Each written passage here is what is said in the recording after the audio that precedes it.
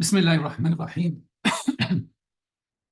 الحمد لله رب العالمين. الحمد لله الذي بنعمته تتم الصالحات. اللهم صل على سيدنا محمد عبدك ورسولك النبي الأمي وعلى آله وصحبه وسلم تسليما وتعظيما في كل وقت وحين. اللهم يا من جعلت الصلاة على النبي من القربات نتقرب إليك بكل صلاة صليت عليه من أول النشأة إلى ما لا نهاية من الكمالات. So first, I would like thank Usul Academy for giving this opportunity to talk on this important topic, and also for the host and co-host and all people working with Usul Academy. Is fascinating organization working on topics very related to the topic that I'm presenting today. So the topic for today, thematic tafsir, how we navigate the exegetical tradition. So thematic tafsir, as we say in Arabic, we say this التفسير الموضوعي. So this topic is crucial in our modern time, and there are few genres in maybe the last century we can witness a Muslim trying to revive and rebuild or reconstruct the way that these genres reconstructed, telling us how the whole tradition is constructed in modern day. So, however, we can witness a couple of shifts in the history of Islam on this reviving process. This happened maybe in the 6th Islamic century with some genres, and then happening in our modern day. But it seems the motivations, the objectives, and also the telos of these reviving different from that time and also in our modern time. This is a broader topic. I'm working right now on something related to reconstructing the tradition in our modern times through 3 genres. And tafsir is one of these genres. I'm not talking about tafsir in general. I'm talking just like on this specific type of tafsir, thematic tafsir. So it seems the motivation behind this reconstruction, people like feel in some moment in the history like stuck with maybe the very large, complicated Islamic corpus, and they need just like a window to, or maybe just like an exit from this painful working on this voluminous, large, huge literature, and trying to have maybe an easy access to the literature through maybe a different approach. And this happened for tafsir and with different objectives in our modern time. So mostly like when we talk about tafsir in our modern time, in the last century, start from maybe the last of 19th century and forward in 20th century and to our modern time, it seems there are three objections on the tafsir and how we approach Qur'an. So the first one I just mentioned, the size, the large size of the corpus of tafsir is like some tafsir, 20 volumes more or less, and many details, and this also corpus or this library of tafsir has another objection in the eyes of these people. This is a very important objection, and it seems something like consistent in all works in Western academia and also in some Muslim works. So what they call at-tafsir at-tajzi'i. So like they use different words to describe this type of tafsir. So mostly like in Islamic school, we call this tafsir tahlili. So they call tafsir tajzi'i. In English terminology, we call this atomistic or piecemeal or verse by verse, word by word, or linear, atomistic. And the whole tafsir, maybe we can give one word like atomization, like تذرية Qur'an or تجزئة Qur'an. So this is a second objection toward tafsir and how we approach tafsir in traditional literature. So the objection about this type of tafsir, there is no connection, there is no coherence, no consistency, or no systematic reading of the Qur'an. The third objection coming from these thinkers or authors talking about the way that Quran like organized. So mostly this concern or this objection coming like from the people like outsiders, so Orientalists or like in Western academia.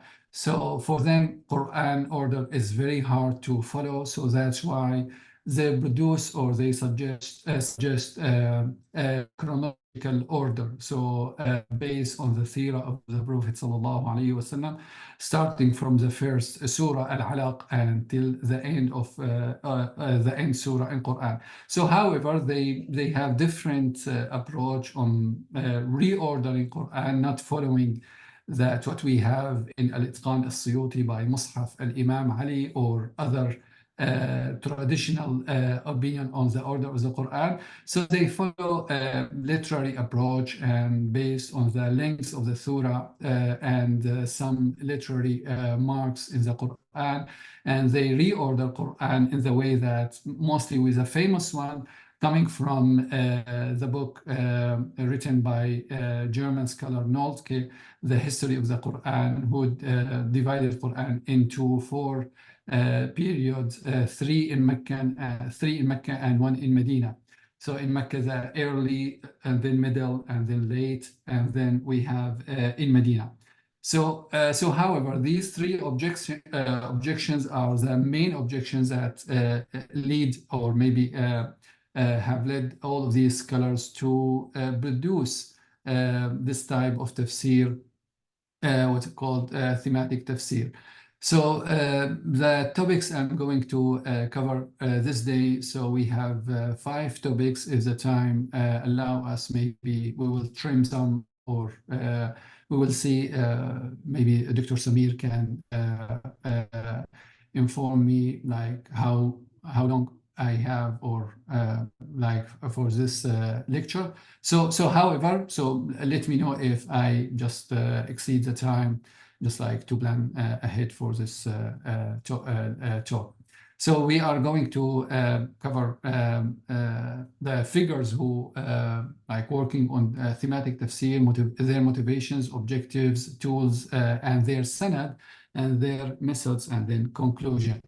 So here in the coming 3 slides, we have 3 figures based on the historical order, starting with Al-Amir Abdul Qadir al-Jazairi. So however, this list is not this list is not exclusive, and also some of figures here can be labeled as a traditionalist, تقليديون or تراثيون, and some of them reformist, some of them maybe Salafist, and some of them just like working on tafsir mawdu'i partially, not like they did not write like a complete book on tafsir mawdu'i, and some of them just maybe share the concerns of tafsir mawdu'i, or maybe introduce or pave the road for others to work on tafsir mawdu'i. So mostly Al-Amir Abdul Qadir al-Jazairi, no one talk about his book Al-Mawaqif as tafsir mawdu'i, but this is my personal reading for the book. There are around 350 articles in this book. Every article address one of like legal, theological, ontological, Islamic topic, and Al-Amir Abdul Qadir al-Jazairi attempt to collect all texts pertaining to this topic in one place, And it's and with reviving the tradition and discussing all traditional viewpoints on that topic. So the book is very important for anyone working on a comprehensive reading of Islamic tradition through our modern day. So the second figure, Jamaluddin al-Afghani, this figure is just like paves the road for tafsir mawdu'i in our modern time, and we know he is maybe the father, a forerunner of al-Madrasa al-Islahiyya, the school of reformists, and then his student Muhammad Abdu, following his teacher footsteps. Both of them did not write a book, but as we'll see later, there is a sanad coming from Jamaluddin al-Afghani to Muhammad Abdu, and then his student Rashid Rida, and the circle of Rashid Rida, in particular, Muhammad Fuad Abd al-Baqi, the well-known editor. So this we will discuss later. And then we have the first maybe project on tafsir mawdu'i in our modern time coming from Indian subcontinent, from Hamid al-Din al-Farahi, who died 19th. Multiple works, one of them Dala'il al-Nizam. And then Rashid Rida, the student of Muhammad Abdu, did not write a book, but in his journal Al-Manar and other works, he provided maybe multiple pieces on tafsir mawdu'i. And then we go back to Indian subcontinent to Maulana Sayyid Mumtaz Ali in his book Tafsir al-Bayan fi Maqasid al-Qur'an. So this mostly we can see this book coming from traditional background, Maulana Sayyid Mumtaz Ali, and then we have Abdullah Darraz. He wrote multiple works, one of them including the Sur al-Akhlaq, and also this based on Tafsir al-Mawdu'i. The Sur al-Akhlaq can be considered a book on thematic tafsir, and he maybe gave us a sample of this type of tafsir on An-Naba al-Azim.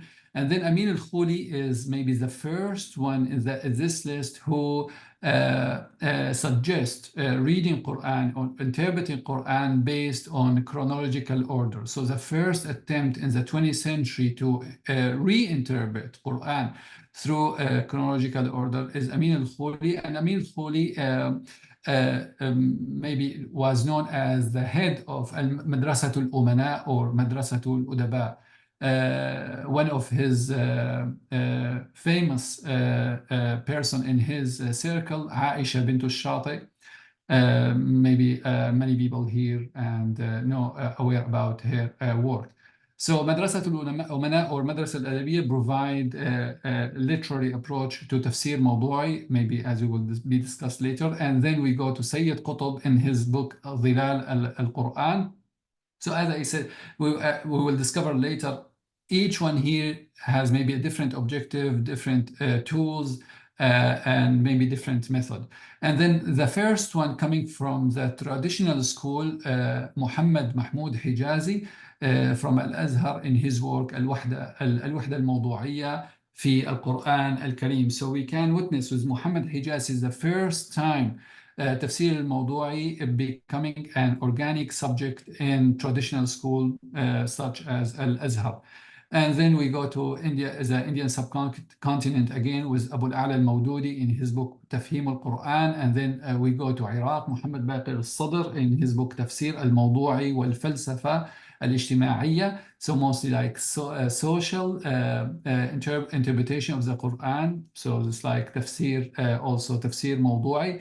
And then we go to this one of the most important figure in Shia sect, Muhammad Hussein Tabtabai in his book Mizan fi Tafsir al-Quran. And then Muhammad Izzat Darwaza also is another shift after Amin al-Khuli. So Amin al-Khuli is the first one, and then Amin al-Khuli did not provide a complete tafsir, but Muhammad Izzat Darwaza in his book Tafsir al-Hadith provided a complete tafsir based on a chronological order. It's just like 20 years after Amin al-Khuli. And then we go back to Western academia with Fadl al-Raḥmān, many aware about his works, major themes of the Qur'an. And then from like outsiders, interpreters, to Toshihiko Izutsu in his book God and Man in the Quran. So both Fadl al-Raḥmān and Toshihiko Izutsu were in the circle of McGill University, and it seems they took something or maybe studied something related to thematic tafsir in that circle. So the following one, Amin Ahsan Islahi in his complete Tafsir Tadabbur al-Quran, and I think this is maybe the most important work on Tafsir al-Mawdu'i in our modern time. Amin Ahsan Islahi is a student of Hamiduddin al-Farahi. Hamiduddin al-Farahi did not provide a complete tafsir, but his student Amin Ahsan Islahi wrote a complete tafsir called Tadabbur Quran in the Urdu language. And then we have Aisha bint al-Shati from Madrasat al-Umana, connected with Amin al-Khuli. She wrote multiple works. And then in this century, we have four figures, maybe most of them coming from traditional background. One of them is my Shaykh Abdullah Sirajuddin, who wrote multiple works on Tafasir as-Surah, so thematic tafsir of a few surah in the Quran, like Surah Al-Kawthar, Surah Al-Fatiha, Surah Qaf, Surah Al-Hujurat. And as I said, maybe I share in the flyer of this talk, Shaykh Abdullah Sirajuddin consider our time as a time or as the age of Tafsir al-Mawdu'i. And he and other traditional thinkers here or writers maybe have different objectives, different method on Tafsir al-Mawdu'i. The second figure, Shaykh Abdurrahman Hassan Habannaka al-Midani, in his book معراج التدبر معراج التفكر ودقائق التدبر, and a complete tafsir. And then we have from Sudan Abu al-Qasim Haj Hamad in his book العالمية الإسلامية الثانية. So mostly it's working on the terminology of the Quran and مصطلحات al-Quran and pertain to the thematic tafsir. And the last one, Khalid Mahmoud, died just like 4 years ago, in his book آثار التنزيل. And the list, as I said, is not exclusive, and combine different methods, different figures, as you saw. So let us talk about motivations. So we have different motivations on the thematic tafsir, but here I attempt to collect maybe the main motivations of these works. The first and maybe the foremost and most important motivation is the concern about the order of the Mus'haf, and many share their feeling about the order is ambiguous. And they say that there is an ambiguity of the Mus'haf order, and trying to seek for coherence. And the word for coherence, all of them share the word nazm. And this word nazm mostly discussed in the book of I'jaz al-Quran in the history of Islam. But the word itself is revived in our modern time in a way that does not reflect the content and the meaning of nazm in the traditional work. So, but these people trying to address the ambiguity of the Mus'haf order through different methods, as we will see later. One of them, like trying to provide thematic tafsir, and this thematic tafsir provide a chronological order, or just like follow Mus'haf order. And thematic tafsir, some of them just like provide a thematic tafsir for one surah or a thematic tafsir for the whole Quran. And under thematic, we have a semantic tafsir, a tafsir ad-dalali. This is coming mostly from Toshihiko Izutsu, and maybe we can consider Fadl al-Raḥmān here, even though like he is under the third category, the logic method. And also Abu al-Qasim Haj Hamad is from Sudan, can be considered under the semantic tafsir. The second approach to address the ambiguity of the Mus'haf order is a structural tafsir, is what we call التفسير البنيوي or التفسير البنائي through chronological order or through mushaf order. So as I mentioned, all of these like methods we will be discussed later if we have time. And then the last one is logic tafsir. This coming from Fadl al-Raḥmān is just like to defend the order of the Quran, and this to refute the Oriental views on the Quran. So because maybe the majority of Orientalists share one view on the Quran, that it's very hard to follow the order of the Quran, and it would be very easy to reorder the Quran in a way that reflects the life of the Prophet. And this exactly reflects the order of the Bible, specifically Torah, that reflects the order of human life from Genesis, and then we can see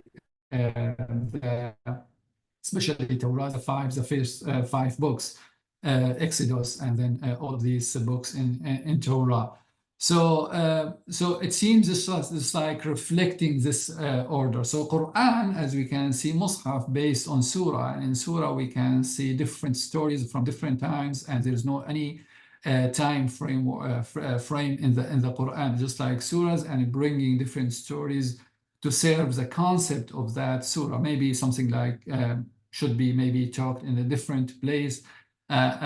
Just like a thought on what's the difference between surah and qissa, and the story and surah. So Quran challenging the audience with reordering the histories through surah, not through story. Then another motivation is maybe all of these under one concern: ethical, theological, and ontological. So with ethical, we can see the book of Abdullah Darraz, Dustur al-Quran. Theological and ontological, mostly we can see also Fadl al-Raḥmān work, and also other works. But mainly we can see here Darraz and Fadl al-Raḥmān. Political concerns, this we can see with Sayyid Qutb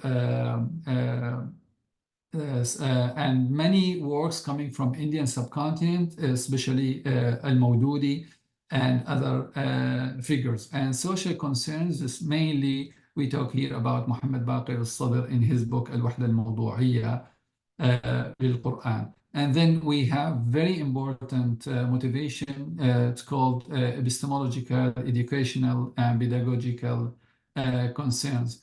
We can see that with maybe two main works. The first one, Abdurrahman Hassan Habanaka al-Midani in his book معارج التفكر, and also with Dr. Khalid Mahmoud book from Indian subcontinent, who lived I think in the UK, and provide a comprehensive reading of the Quran based on 20 details subject. And he said this the concern that occupy him is educational and pedagogical concern. And the last one is motivation represented by Fadl al-Raḥmān in his book, The Major Themes of the Quran. He talked about the misrepresentation of the Quran in our modern time, and how the traditional works misrepresented the Quran in the way that mislead the audience, and then we need to maybe reinterpret Quran in the way that erase this misrepresentation. So here is a book written by Mustansir Mir. The title of the book, The Coherence of the Quran, include around maybe 7 chapters. The first 3 chapters just like historical background, and then other chapters just to introduce the works of Islahi and his teacher al-Dī'n Farahi. So it's very important to maybe to observe the first page of that book, how Mustansir Mir depict the whole library of tafsir by this verse in Surah al-Hijr. Surah 15, ayah number 91, those who tore the Quran to pieces. And pieces here, as I talked, like a tafsir at-tahlili or tafsir tajzi'i, the atomistic or the piecemeal tafsir. And the ayah in Arabic, الَّذِينَ جَعَلُوا الْقُرْآنَ عِضِينَ. When we go to interpretation, kutub al-tafsir, we see this mostly like describe the people of like Jahiliyyah.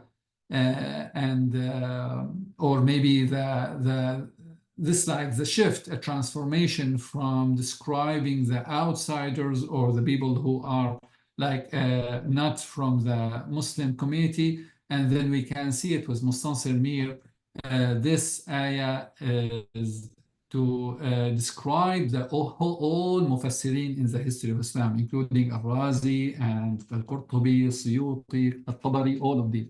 And then he quotes this statement from Plato on the significance of the coherence of the Quran, and makes this connection, analogy between interpretation, hermeneutics, and medicine. And then another emphasis coming from Fadlur Rahman in his book, Major Themes of the Quran. He talked about the two problems Muslim scholarship face in our modern days. The first one, lack of genuine feel for the relevance of the Quran today, which prevents presentation in terms adequate to the needs of contemporary man, but even more a fear that such a presentation might deviate on some points from traditionally received opinions. This is something like I maybe talked earlier about the misrepresentation of the Quran and the fear in the Muslim community of a new approach on tafsir. So let us talk about some objectives of these works. We have four main objectives, and under these four objectives we can see the majority of works on tafsir mawdu'i in our modern days. The first one is just like trying to provide a definitive meaning of the Quran.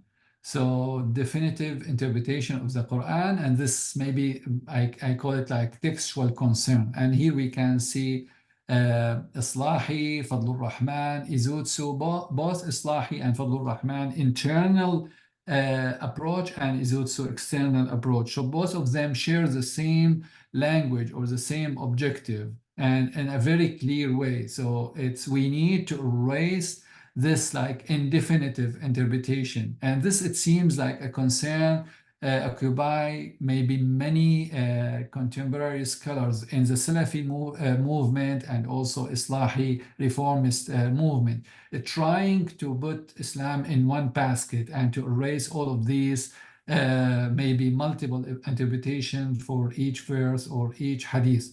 So this is something maybe I'll talk later about. This like, is definitive interpretation reflects the nature of the Quran or maybe the nature of tradition. So, but however, we can see this like very clear in Islahi, Fadlur Rahman, Izutsu introduction to their works.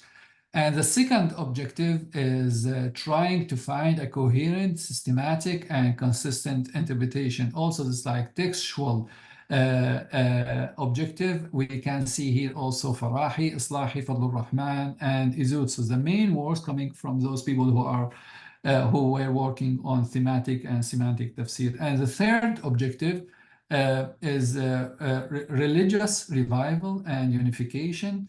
And this reviving could be towards legal or theological or social aspects. So for legal, we can see Islahi, very like clear example for legal, and Mustansir Mir elaborate this in a very clear way that the tafsir mawdu'i is our way to revive our fiqh and our ahkam in the way that reflects our maybe modern time, because all ahkam or the fiqhi corpus just represent history, maybe not maybe matching or maybe reflecting our concerns in our modern time. So for theological revival, we can see here Fadl al-Raḥmān, so maybe theological and also ontological and cosmological. So in his book, even though like in his muqaddimah to major themes of the Quran, he mentioned the works of Al-Ghazali, Ibn Sina, and many works, but it seems he maybe does not support their theological, ontological view, and specifically like Ash'ari view on in Kalam. So he trying from the thematic tafsir to reconstruct our views on the maybe the ontology and theology. And the third one, Sayyid Mumtaz Ali, mostly we can consider this like a social revival. And the last objectives here in this list, reconstructing Muslim societies and this like social concern. We can see here Darwaza and Khalid Mahmoud, who just like died 4 years ago. So Darwaza, in his introduction to his book At-Tafsir al-Ḥadīth, said something like very, very important, maybe to observe. And he said, our shabiba is just like feeling tired of like At-Tafsir al-Taqlidi, and they need something like a new. And this is the language he used in his book, mostly reflects the political Islam and the way of like reviving Islam through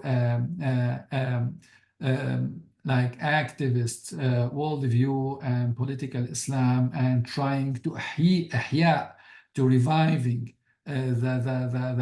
all of these like social aspects, social maybe goals in our modern time. The interesting thing that Darwaza tried, or maybe just like corresponded with the Mufti of Dimashq, Abu Yusr Abdin, and asked him for just like his opinion on his book Tafsir al-Hadith. And it seems Mufti Dimashq praised the book, and also Sheikh Abdul Fattah Abu Ghudda, who like everyone maybe and many people know about his work, also praised the book. And this, it seems like very like interesting point, and like specifically for me, like to know exactly where that in the time of Sheikh Fattah Abu Ghudda he did that, because we know Shaykh Fattah Abu Ghudda used to be maybe one of the leaders of Harakat al-Ikhwan al-Muslimin, the Muslim Brotherhood, in one maybe specific time, and then he left that and just like focused on his books and editing manuscripts. So, however, Darwaza is coming from that background, and he is Palestinian thinker. So let us talk about some tools used in these works. The first one, let us talk about language. So for Farahi and Islahi, the nazm of the Quran is very important.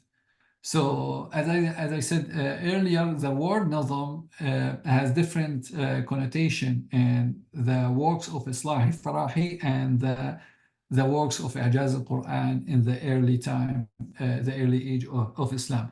But Farahi and Islahi share the same three pillars of nazm. The first one called the order, tartib, and the second one proportion, tanasub, and the third one is unity, al-wahda. So these three pillars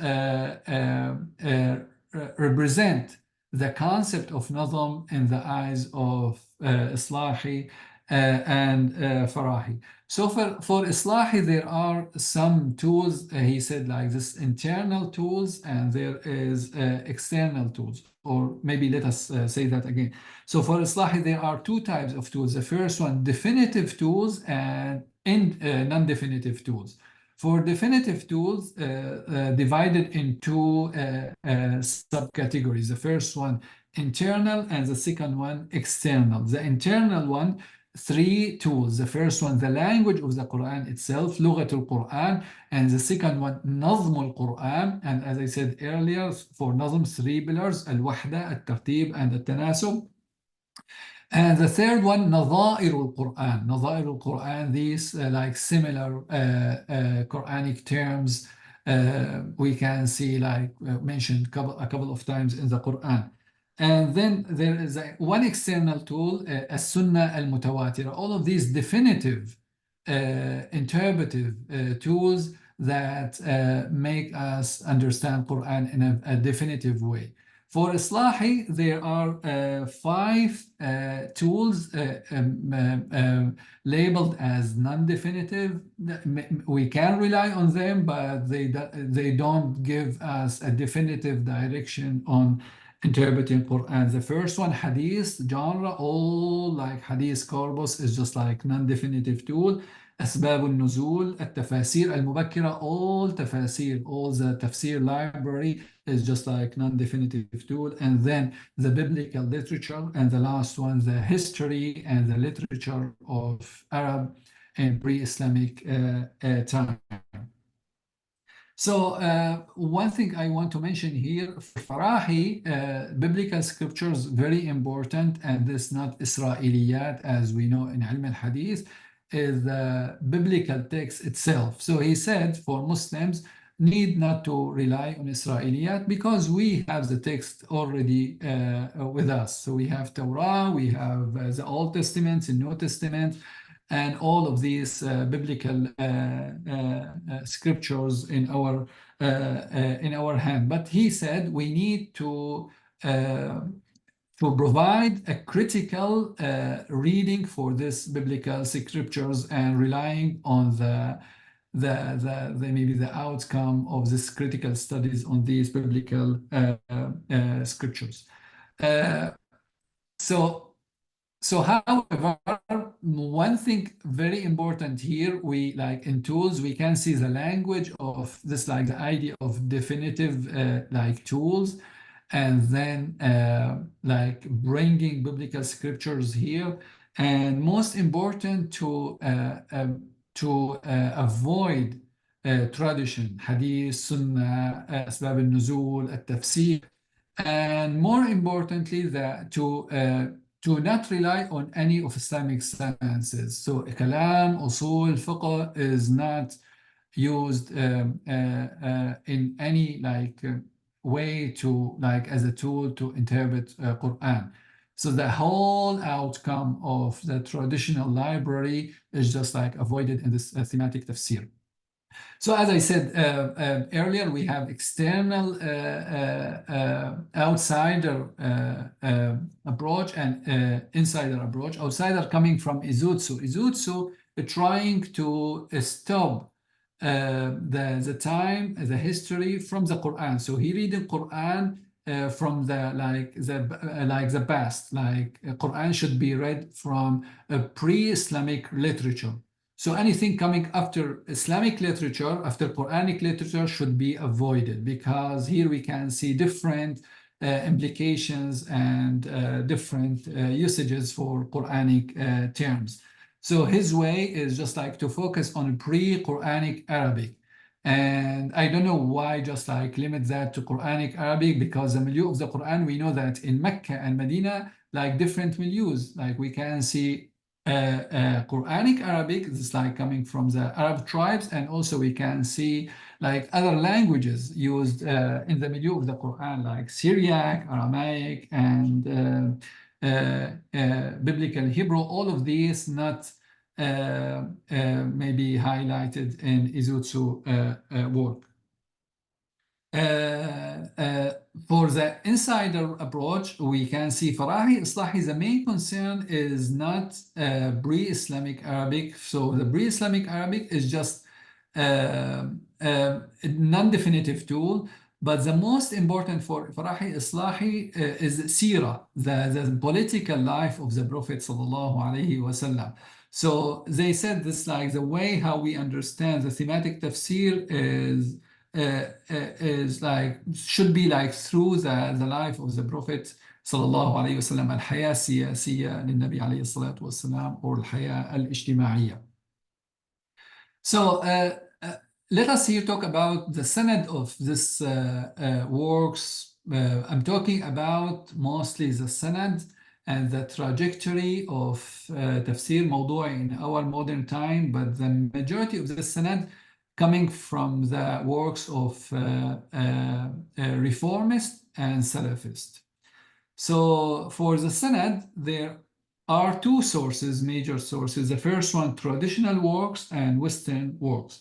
In the traditional works, we just see the works of Ibn Taymiyyah, al-Shāṭibī, and Ibn Qayyim al-Jawziyyah. We don't see any like works like from Tafsir Razi, or let us talk about al-Ghazali, or all of these ulama is not there. So traditional works is just like mostly coming, the main names in traditional works is Shāṭibī in his book al-Muwafaqat, even though he did not write a book, but in his book al-Muwafaqat, he provided us with some statement on the coherence of the Qur'an, al-Wahda al-Mawdu'iyya lil-Qur'an. And also Ibn Taymiyyah, he did not write complete tafsir, but he wrote maybe just like a few pages on the lafz as-sunnah, the term sunnah in Qur'an, like thematic tafsir of one technical term in the Qur'an. And also he provided tafsir on some surah, like Surah al-Insan. So the people who are working on the tafsir al-mawdu'i in our modern time, the history of tafsir al-mawdu'i, is saying that Ibn Qayyim al-Jawziyyah also providing some books on tafsir al-mawdu'i, like his book Hadi al-Arwah, al-Wabil al-Sayyib, because in that book he discussed just like al-Dhikr or al-Jannah. And I don't know why these books like mentioned in this time. So we can consider like many books in the history of Islam written on one juzu or one mas'ala as tafsir mawdu'i. Right, I'm just checking the chat window. Let me know, Dr. Samir, if like just like I need someone to Assalamu alaikum, Sidna. So if ideally in about maybe 5 to 10 minutes, if you are able to, and then we can take another 15 minutes for questions, inshallah. Thank you so much. Okay, so that's Allah Yabarak you. So for the Western works, this we will talk later. There is a sanad for reformist and Salafist interpretation, thematic tafsir, just like in the following slides. But however, the trajectory of tafsir al-mawdu'i coming in that like order. So first start with reform, as the people like reformists pave the road for the generation coming later, and then Salafism taking this type of tafsir, and then we see Madrasat al-Umana with Amin al-Khuli, Aisha bint al-Shati, the official call to tafsir mawdu'i, maybe the first official call in Arab world, tafsir mawdu'i with a chronological order of the Quran. And then we can see the societal, political movement from Baqir al-Sadr and Mawdudi, Sayyid Qutb, and others. And then finally, the call reached traditional institutions, and tafsir mawdu'i became an organic subject in the traditional institutions like Kulliyat al-Azhar, and then in some Kulliyat al-Sharia. So here is the sanad I just like mentioned previously on from Western works. Is a book here I share here the screen, Tafsir Ayat al-Qur'an al-Karim, a book written by a French author, Joel Lapham. And this book edited by Muhammad Fuad Abdul Baqi, a very interesting edition, because we know Muhammad Fuad al-Baqi, Khadim al-Kitab wa Sunnah, that who may be behind all of these like 6 canonical works and the editing of six canonical works. And we can see this like one of the books that edited early in the 20th century. So this book, we can see here a whole description in the house of Rashid Rida, and someone mentioned the way that Muhammad Abdo interpreted Quran in his masjid, and someone highlighted, he said like Shaykh Muhammad Abdo was very brilliant in the like providing coherent, systematic, consistent understanding of the Quran.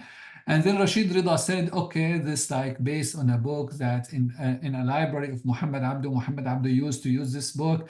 And people asking Rashid Rida, so what is this book? And then Muhammad Fuad Abdul-Baqi said, I know this book. And the book that mentioned in that majlis is Tafsilu Ayat al-Qur'an al-Hakim. So it seems these, like the circle of Muhammad Abdu, Rashid Rida, and Muhammad Fuad Abdul-Baqi, here like the whole tradition, is not maybe not satisfying them like with giving a theory on the thematic tafsir, but this tafsir ayat al-Quran al-Hakim, I think it's very important for the people who are attending here or maybe attending this talk, maybe to go deeply and see what's the significance of this book and how this book can be different from traditional works, and just like to do some analytical and critical study on that book. So as Dr. Samir talked about, like I just like have 5 minutes or 10 minutes. It's very hard to talk about methods here. This like needs maybe at least 20-25 minutes. But I mentioned a lot about these in my previous slide. However, very short, like the methods here, we can see 4 main methods, major methods. The first one, just like providing thematic tafsir through chronological order or mushaf order. Chronological order, we can see Madrasatul Umana, mushaf order, we can see Farahi and Islahi. And then for structural order, we can see structural order, we can see also those people who provide structural order also through chronological order, like Shaykh Hassan Abdurrahman Habannak al-Midani and also Madrasatul Umana here. And through Mus'haf order, we can see Shaykh Abdullah Darraz.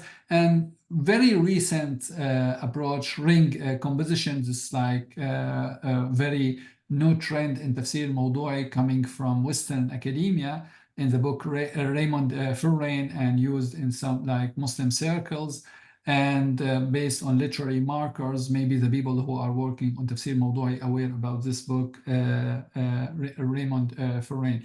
And then logic method is coming from Fadlur Rahman in his book, The Major Themes of the Quran. So many details I can share here in every method, the tools and the way and objectives. So here we have a lot of the details on these books. And then the last one, semantic and Mustalah al-Qur'ani, Quranic terms. Many books written in the 20th century on Mustalah al-Qur'ani, one of them Abu Qasim Haj Hamad.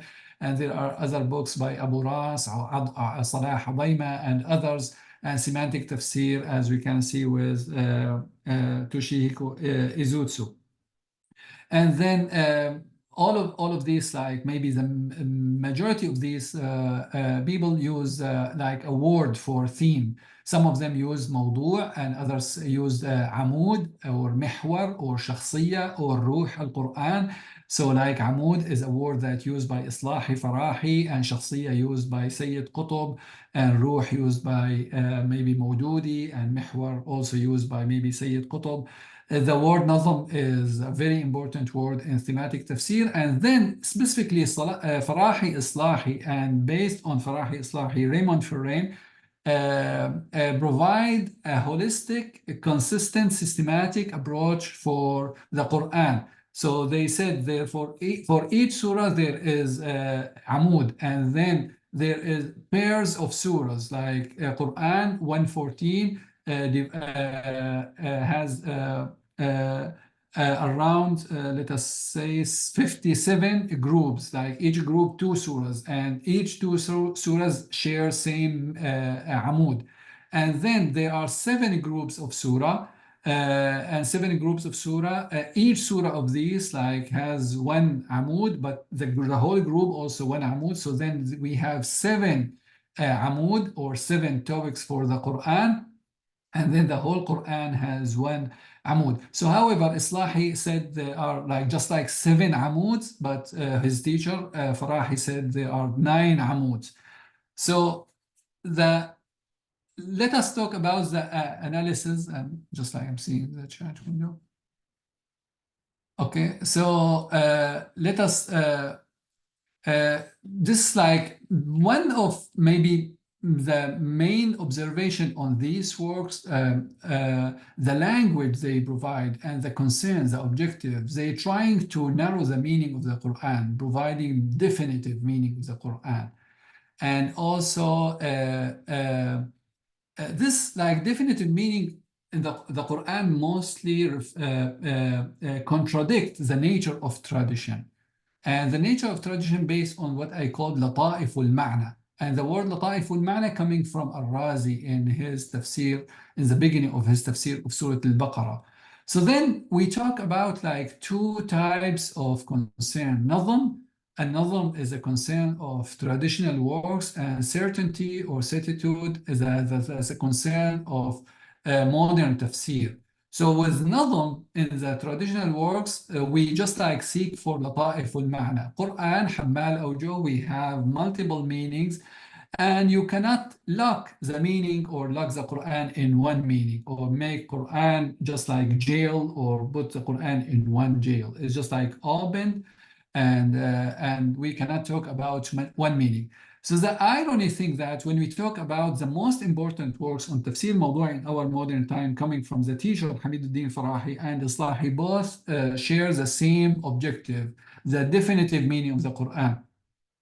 So that means for us, we need to have the same outcome of their works. So that means, so what Farahi maybe founded the Quran should be the same as Islahi. So however, when we compare their works, we can see different outcomes, different meanings, and just like between the teacher and the student. So it's not a logic, or maybe it's not organic and not a reasonable approach to talk about definitive meaning of the Quran. So, and here we can see maybe the most important figure, or maybe the only figure we can see in the genre of Ulum al-Quran who oppose the idea of nazm and to oppose the coherence of the Quran, Al-Izz bin Abd al-Salam. And the irony thing that Al-Izz bin Abd al-Salam in Kutub al-Tabaqat, it said that the first figure in the history of Islam who launched, who founded, or who started Dars al-Tafsir in the masjid. So Al-Izz bin Abd al-Salam said it's not organic and it's not reasonable to seek for coherence in the Quran, because Quran revealed like in 29 سنة في أحكام مختلفة, different rulings and shariat revealed for different reasons. So it's وما كان كذلك لا يتأتى ربط بعضه ببعض. So it's this not reasonable approach to connect and tie and to find coherence in the Quran. So however, everyone coming after Al-Izz bin Abd al-Salam saying that that's not correct, and one of them, al-Zarkashi in his book Al-Burhan, said قد وهم من قال, and this referring to Al-Izz bin Abd al-Salam. So he just like mistakenly said that لا يطلب للآية الكريمة مناسبة لأنها, so this like for الزركشي, I'm sorry, لأنها على حسب الوقائع المتفرقة, the reasoning of Al-Izz bin Abd al-Salam, because Quran revealed like in different times and for different reasons. But for al-Zarkashi, so the Quran should be connected, and there is munasaba, because فصل الخطاب is the final word and a final understanding for the Quran, and who has two ways of arrangement. The first one حسب الوقائع تنزيلا وعلى حسب الحكمة ترتيبا. So we have two arrangements. The first one, waqa'i, the incidents of the Quran, the historical incident of the Quran, we can see chronological order. But then, based on hikmah, the wisdom, the divine wisdom, we have mushaf, the order of the mushaf. So then we need to, it seems like for al-Zarkashi, we need to take care of these two arrangements, and to not to give the same care or same attention for these two arrangements, التنزيل والحكمة, or الوقائع والحكمة. الإمام الرازي in Surah al-Baqarah said لطائف النظم هذه السورة. So talking about النظم ولطائف النظم, and not talking about definitive meaning of the surah. The last slide, Dr. Samir, just like I want to finish here. So mostly we can see with the main objective of the thematic tafsir in our modern time is trying and seeking for reconstructing Muslim tradition. So it's not just like merely tafsir and just like the way of some genres in our modern time. As I said in the beginning, tafsir mawdu'i, one of 3 genres I'm working on right now. Through like based on these 3 genres, these thinkers, modern thinkers, trying to reconstruct Muslim tradition. So with this reconstruction, we can see a shortcut and avoid Islamic traditional sciences. So no need for tafsir, no need for kalam, fiqh, and ulum al-ala, just like us and Qur'an. And then also avoiding all the details that we read in legal and theological schools, for Islamic school and the 3 Islamic schools, or maybe the 2 Islamic schools, Ahl-Sunnah wal Jama'ah, in both fiqh and kalam. So if we go back to the history in the 16th century, we can see in the Ottoman Empire, Ottoman Khilafah, there is a firman, al-Faraman, we say that in Arabic, al-Faraman, al-Qanun, coming from the Sultan, al-Qanuni al-Awwal, Sulaiman, and the curriculum of that time on tafsir, people in madrasa should study 11 tafsir, and from these 11 tafsir, people understand the history of Islam and reconstruct their tools, and they understand fiqh, ahkam, and kalam, and lugha, and all of these. So tafsir is the platform, the book of tafsir, the tafsir library is our platform, our way to understand Islamic tradition. So I think it's very important that with the language of Fadl al-Rahman, the language Farahi, Islahi, Mustansir Mir, and also Izutsu, trying to navigating the tradition, or navigating the tradition not through traditional sciences, like through a direct connection with the Quran, and reconstruct our worldview towards maybe legal issues, theological issues, through this connection with the Quran. The second observation here is narrowing the Islamic cosmology and ontology. So if we compare between the works of these modern thinkers and Al-Ghazali coherence theory, in his books Jawahir al-Quran and Mishkat al-Anwar, Ihya Ulum al-Dīn, Fatihat al-Ulum. So mostly, like, what we can see is just like the Islamic cosmology is very narrow. And even though the language of Fadl al-Rahman in his book, The Major Themes of Quran, trying to open, or maybe to make this like ontology is maybe opened, it seems that the result is not as he hoped. So this like need another discussion, something like I'm working on the Ghazali coherence theory, and why this theory avoided or maybe neglected by these temporary scholars, and not mentioning at all. So the people, even though the people who are working on the history of thematic tafsir in our modern time as PhD dissertation, not mentioning Al-Ghazali at all, and maybe avoiding him. And it seems like the language of Al-Ghazali is like very complicated and very high. So, and the book, if we read it from the first time, maybe we cannot catch the theory. We need like to read multiple times to understand the theory behind the book, especially I'm talking about Jawahir al-Quran. And it's not enough to read Jawahir al-Quran. It's very important to add other books written by Al-Ghazali, specifically in the end of his life, Ihya Ulum al-Dīn, Mishkat al-Anwar, and Fatihat al-Ulum. So I'll stop here. Well, I really appreciate your patience, and let me know if you have any question, any comment. Barakallahu fikum, Mawlana. A very exciting and very informative lecture on thematic tafsir. It takes me back years ago when I was a late teen reading Fi Zilal al-Quran, and many of the other writings available at the time, the thematic tafsir seemed to, at a very deep level, connect with my generation for some reason. So if I might take the first question, what's the particular reason why your own teacher suggested that Tafsir al-Mawdu'i al-Quran is the one that, I'm not sure what the phrasing you used was, but most relevant for a contemporary mind, perhaps? Right. So I try to maybe to understand the reasoning behind that. I cannot have a definitive answer for this. And because my connection with Shaykh Abdullah Sirajuddin is like big gap, so I just try to read his works, and it seems like from Tafsir al-Mawdu'i is an ocean. We can see all of these Islamic traditions coming together.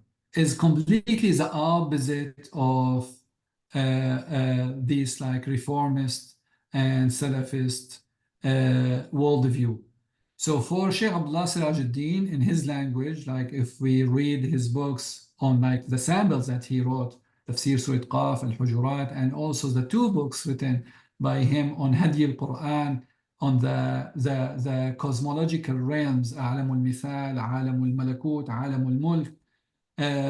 So it seems that his language telling us that Tafsir Mawdu'i is the ocean that all streams can be seen.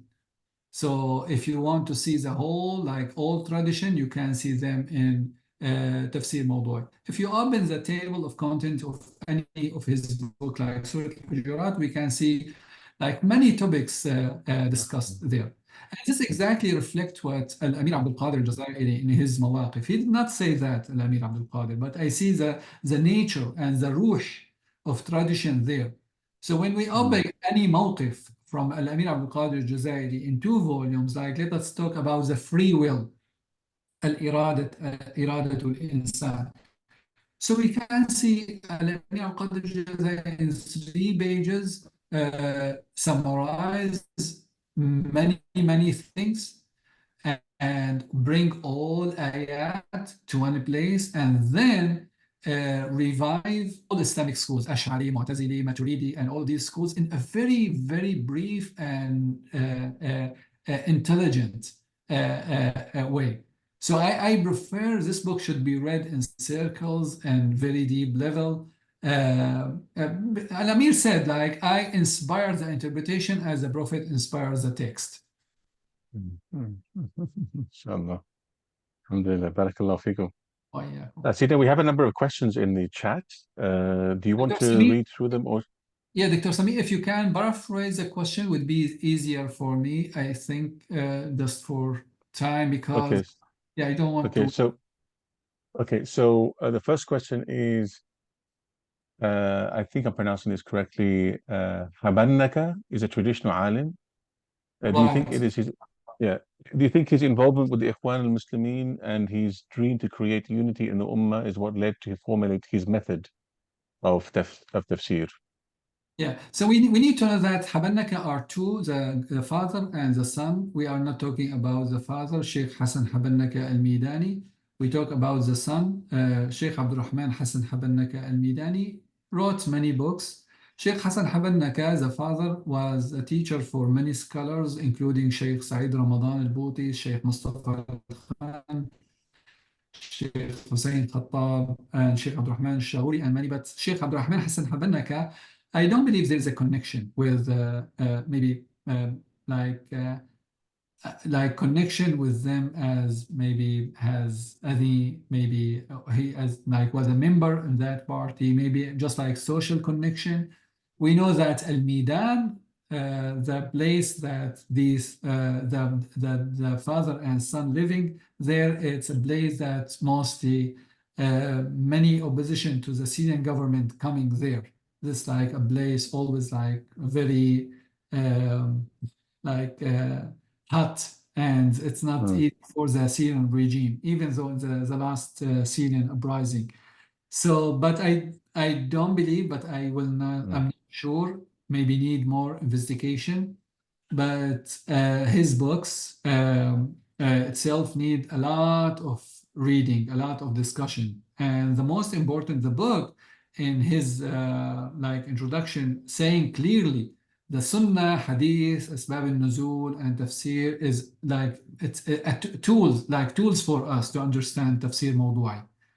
So, and he said, like, even though he provided a chronological order, and that's very interesting as like traditionalist and providing chronological order, but he said this like for he mentioned two objectives. The first one, takamuli, and I'm sorry for that, maybe because of the so takamuli and tarbawi, like pedagogical. I'm sorry, three objectives: takamuli, ma'rifi, tarbawi. So pedagogical, epistemological, and like what we call like coherent or cohesive, complementary. So this three objectives for Habannaka for providing this type of tafsir based on chronological order. I don't know if I answered the question, but let me know or. The same student has also a second question. Shaykh Mumtaz Ali wrote Tafsir al-Bayan fi Maqasid al-Quran.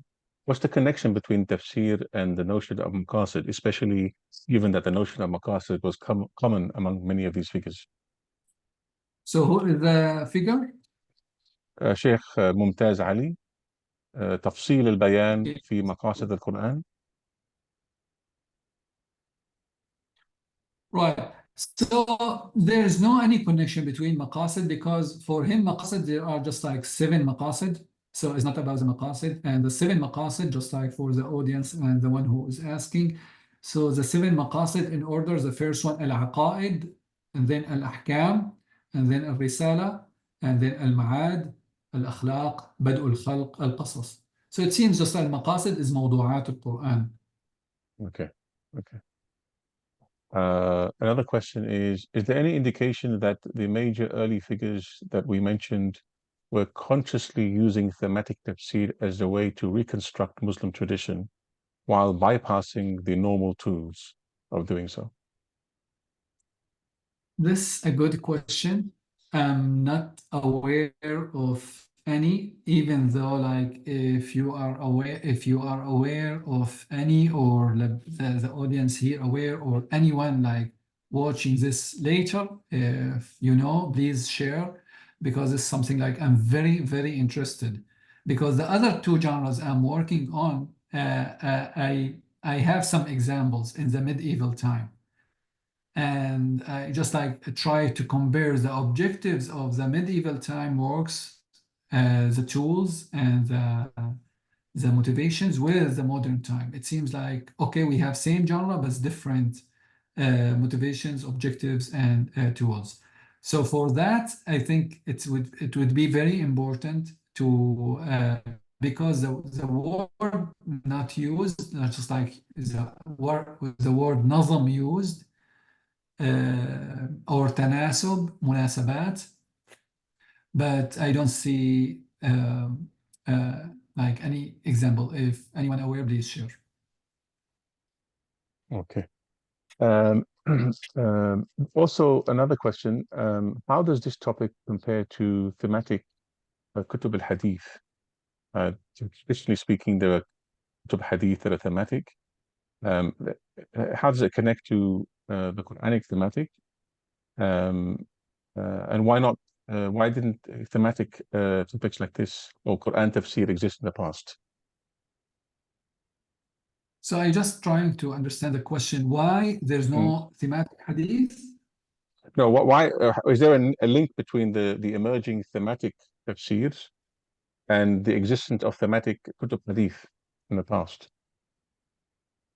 I don't believe so. So Okay. this not there's no connection. It's just like thematic tafsir, maqasid al-sharia, and other genres we can see in our modern day is a product of this like holistic worldview in the last century. People trying to put everything in one basket, like one basket or two baskets, so white and black. So trying to maybe to have just like a shortcut or to make everything accessible for the audience. And this product of maybe the concept of university, college, and the academia. And so there's no connection with Hadith. I don't see that. Okay. Would you consider Saeed Nursi and Muhammad al-Ghazali as important figures in this genre? Yeah, sure. As I said, the list is not exclusive, and then I think Okay. many people can be added, and I appreciate any uh, uh, like any addition from the audience to the list. So because as I said, thematic tafsir should not be like just like under the word tafsir. So al-Mawaqif by Al-Amir Abdul Qadir al-Jazairi is for me is one of these books. Maybe other maybe argue this not should be under thematic tafsir. But we need to be aware that like when we talk about thematic tafsir, we talk about maybe one topic. As I said, like al-Mawaqif, he did not say, okay, let us like I'm not trying to write a book, but he just like putting like a title with ayah and then discuss the topic, and with the topic bringing all ayat, all tradition, and like digesting them, put them in one machine, and then reproduce a new concept. Then one final question, inshallah, and then we have to leave it at that. Have any pre-modern Muslim scholars engaged in extrapolating the ring structure of the Quran? Ring structure, I'm not sure I understand that one. If not, is there any harm in taking this approach from non-Muslim academics? Right. So ring structure, yes, we can see it in the Tanasub al-Ayat was-Suwar, but not in the way that Raymond Ferrain mentioned. Because Raymond Ferrain talking like just like literary approach by Mary Douglas, he used like completely outsider literary work on the how we read text and the meaning in the middle, and there is like two wings, and then how we find that. So, but just like some like people after Raymond Ferrain works, some some Muslim work on the same way, like the paper written by Jawad Quraishi on Surat Yusuf, one of these works. I think it would be very important to read or maybe to taste the ring theory by some maybe Muslim thinker. But however, before that, what we can see just like the idea of nadham and tanasub, munasabat, but there's no any like connection, this and that. Maybe you can see some points shared, but not the theory is not there. And before leaving, it would be good, Dr. Samir, if the questions can be saved and be shared.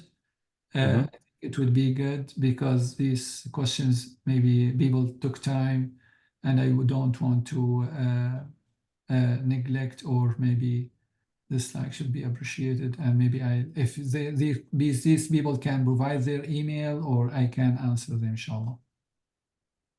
Salah, the questions are recorded, right? It's part of the transcript. I think they are recorded, inshallah. Yeah. Okay. We might have to leave it at that because we have run out of time, inshallah. Ustaz Issam, Eido, Barakallahu Fikum, thank you for a wonderful and very informative lecture. And we do look forward to having you with us again, inshallah, as a guest lecturer and speaker at Usul Academy. We're honored and privileged to have you. Alhamdulillah. Everyone, thank you very much for joining us. Inshallah, we look forward to having you on our future talks بإذن الله تعالى. اللهم أرنا الحق حقا وارزقنا اتباعه وأرنا الباطل باطلا وارزقنا اجتنابه وصلى اللهم على سيدنا محمد وعلى آله وصحبه أجمعين. السلام عليكم ورحمة الله وبركاته.